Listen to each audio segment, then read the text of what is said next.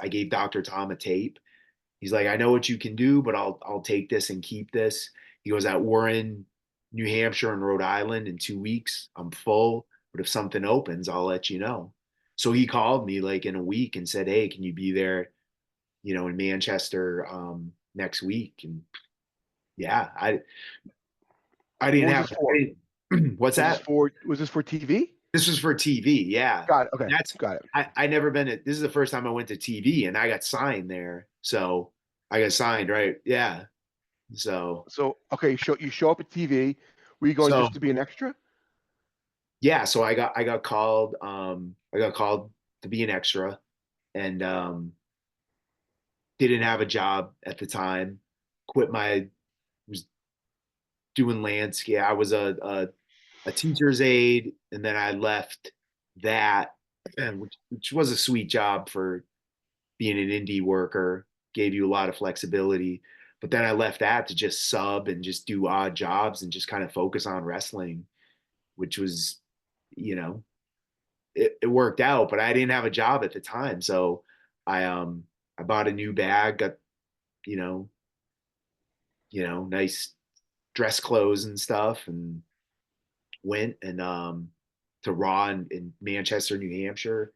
And just it was me, Luis Ortiz, John Walters, and Arch Kincaid as extras. Carlito was there. He was on the road, but we were all ringside.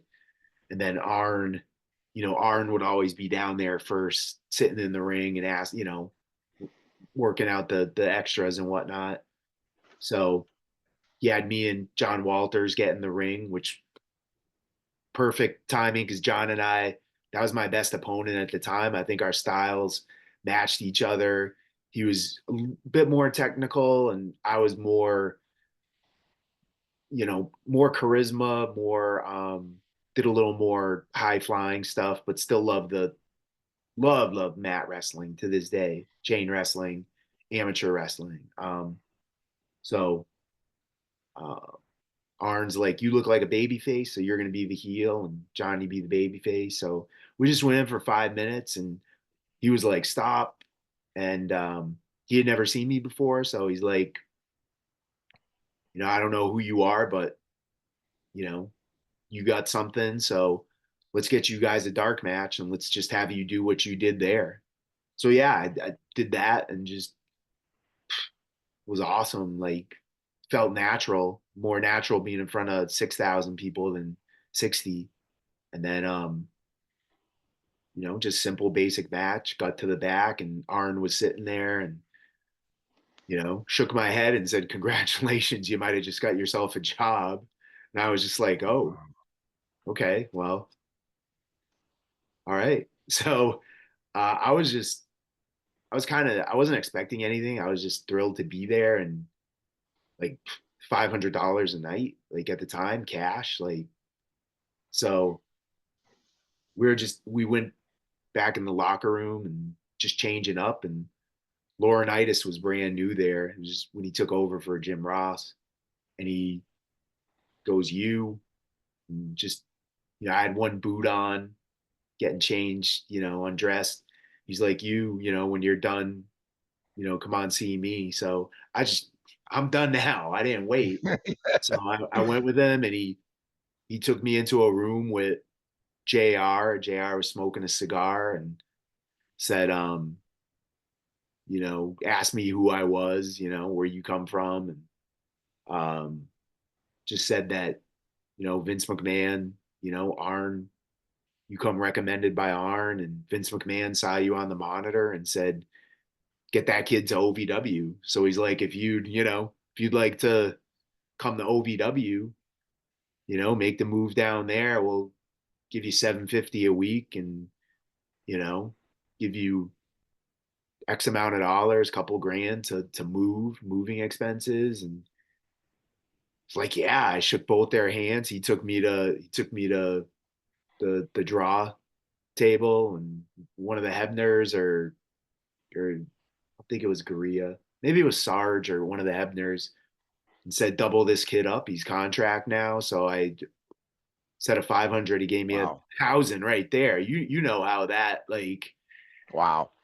and I was just like what happened, So yeah, and just had a dark match the next night versus Funaki, and then a month later moved down to OVW. First time I ever always lived at home.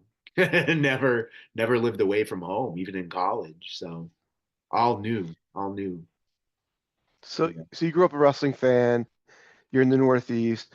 Is there a part of you inside that says, "Oh my God"? Like, because listen, we're all fans. We're all marks. Yeah, Is there a yeah. part of you inside that says, "Oh my God, this is Arn Anderson, and he's talking to me about my wrestling"? Like, Dude, that must have been unbelievable, dude, I freaking love Arn. right? Like I Yeah. love Tully and Arn. So there's so many great tag teams in history, but nobody manipulated the ref. Nobody, the way they positioned themselves like chess pieces, it was Yeah. like,